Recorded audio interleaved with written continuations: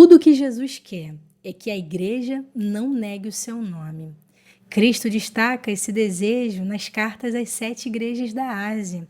E eu quero falar especificamente sobre 2 igrejas. A primeira é a igreja de Pérgamo, que está em Apocalipse capítulo 2, versículo 13. Diz assim: sei onde habitas, que é onde está o trono de Satanás, e retens o meu nome, e não negaste a minha fé. Ainda nos dias de Antipas, minha fiel testemunha, o qual foi morto entre vós, onde Satanás habita. Então, quando estudamos sobre a igreja de Pérgamo, nós vemos que essa igreja estava mergulhada em heresias. Ela vivia num ambiente hostil e de muita idolatria. Aqui Jesus está falando, olha, nessa cidade está o trono de Satanás. Então, era uma cidade que exaltava o diabo. Ali tinha alimentos de demônios. Então, Jesus aqui está falando que alguns dentro dessa igreja começaram a tolerar doutrinas erradas. Versículos 14 e 15. Quando ele começa a falar, que aqueles que seguiam aos ensinos dos nicolaítas e às doutrinas de Balaão, que lançava tropeços aos irmãos, tropeços doutrinários. Então, esses cristãos acabavam adotando o comportamento desses falsos mestres, que é o quê? Fazer com que os irmãos caiam em tropeços da palavra, para que eles fiquem no pecado. Então, era proposital. Mas aqui nós vemos que essa igreja não deixou de ser igreja, porque ali tinha aqueles que não negavam o nome de Jesus. Então, todas as vezes que a igreja começa a negar o nome de Jesus, ela deixa de ser igreja. Tá? Vamos continuar aqui. A próxima igreja é a igreja de Filadélfia. A igreja de Filadélfia é a igreja fiel, Está em Apocalipse 3:8. Jesus diz assim: conheço as tuas obras, eis que diante de ti pus uma porta aberta, e ninguém a pode fechar. Tendo pouca força, guardaste a minha palavra e não negaste o meu nome. Então, nós vemos aqui uma característica dessa igreja, que ela não tinha muita força. Mas ela não negava o nome de Jesus. E Jesus ainda diz que essa igreja é a igreja fiel. É a igreja que ele vai guardar da hora da tentação que há de vir sobre todo mundo, que é a grande tribulação. Essa igreja vai participar do arrebatamento. Então aqui nós vemos que essa igreja, apesar de não ter muita força, ela não nega o nome de Jesus. Ela sofria uma oposição muito forte da sinagoga de Satanás, que eram falsos judeus. Eles ficavam ali perturbando a igreja, incomodando a igreja, para que ela não fizesse o seu trabalho.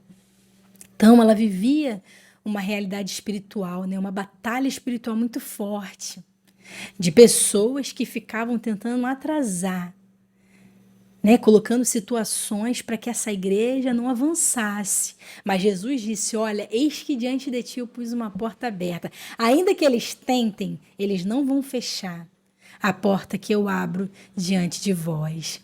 Então aqui essa igreja, ela recebeu promessas maravilhosas, porque se manteve fiel a Cristo. Então a igreja que não nega o nome de Jesus, ela permanece diante do Senhor. Esses exemplos mostram que negar o nome de Jesus pode acontecer de diversas formas. Quando líderes e membros aceitam heresias que corrompem o evangelho. Então, todas as vezes que mudam o evangelho de Cristo, ou tentam mudar, essas igrejas estão sob ameaça de deixarem de existir como igreja. Tá? Quando a conformação com o mundo e seu sistema, ao invés da obediência a Deus. Então, quando igrejas começam a servir ao sistema desse mundo e deixam de servir a Cristo, as regras do mundo estão em primeiro lugar. Então, ela perde completamente a essência, de uma igreja de Cristo. Quando há medo de perseguição e os crentes se calam diante do pecado, esse aqui é o campeão, tá? Porque a maioria dos crentes tem medo das perseguições. Quando começa a vir, os ventos da perseguição, começam a se esconder, porque tem medo de sofrer os danos. A perseguição ela é cruel sim. E eu não vou romantizar isso. Mas o Senhor falou que vocês são bem-aventurados quando forem perseguidos e maltratados. Porque esses é aqueles que vão ter parte com Cristo. Aqueles que fugirem, falarem que vão colocar a mão no arado e vão fugir, vão olhar para trás, esses não vão ter parte. Não vão ter parte com Cristo. Então, como se nega o nome de Jesus dentro da igreja hoje? Troca do evangelho da cruz pelo evangelho do entretenimento. Muitas igrejas enfatizam apenas mensagens motivacionais, sucessos e prosperidade, omitindo o verdadeiro arrependimento e a necessidade de santidade. E isso é uma forma de negar o verdadeiro Cristo, tá?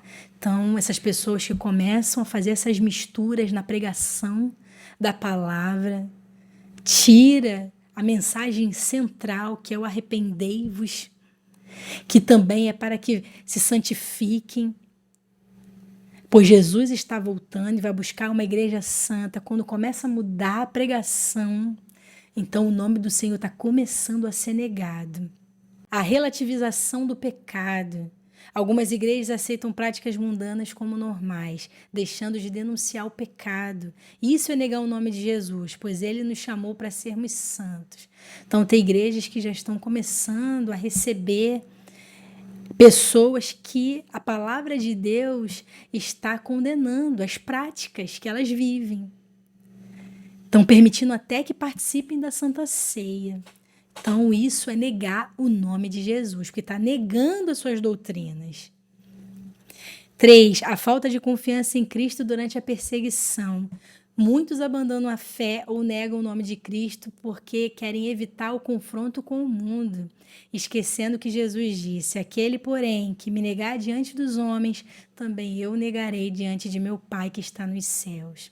Então, como eu falei, a perseguição é algo que assusta as pessoas, assusta porque não tem tanta profundidade, né, na palavra de Deus, na revelação de Cristo, ou não tiveram um encontro pessoal com o Senhor. E que elas foram chamadas pelo Senhor para fazer a diferença nesse mundo. Então essas pessoas, elas não têm base para terem uma confiança nas palavras do Senhor. 4. Sincretismo e falsas doutrinas. Em muitas igrejas misturam-se crenças antibíblicas com o evangelho, corrompendo a verdade. Isso ocorreu com a igreja de Pérgamo, que tolerava a doutrina de Balaão e dos nicolaítas, né? Essa igreja, ela acabou aceitando o gnosticismo e também essa prática de lançar tropeços aos irmãos, propositalmente. Porque muitos ali tinham o objetivo de conquistar posições de destaque, de liderança, e precisavam eliminar aqueles que estavam à sua frente. E começavam a lançar tropeços para que eles pudessem estar à frente desses irmãos que são sinceros, apesar de não terem tanta profundidade na palavra, mas esses irmãos, eles receberam o evangelho de bom grado. Então, tem muitos que entram dentro da igreja para tirar os verdadeiros cristãos da sua vocação. E eles acabam assumindo o lugar. Então, você vê como que a doutrina de Balaão é um ensino maligno. Também vai revelar muitas coisas que estão acontecendo dentro das igrejas hoje.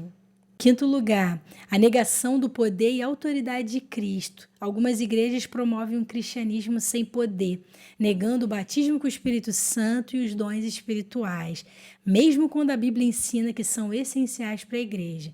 Então, são igrejas que, apesar de terem até uma boa palavra, mas eles negam as doutrinas do Espírito Santo.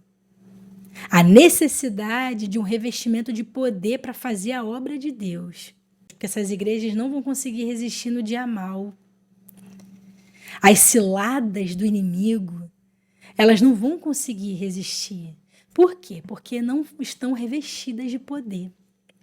Então essa reflexão nos revela, né, que nós precisamos tomar muito cuidado para que nós não venhamos a negar o nome do Senhor. Porque isso vai perder a característica da igreja.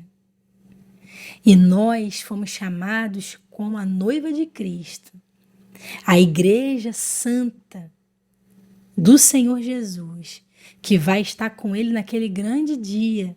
E precisamos fazer de tudo para que a igreja do Senhor não esteja envolvida nessas práticas. Primeiramente da liderança que Ele constituiu, mas também dos seus servos, que não fizeram a diferença.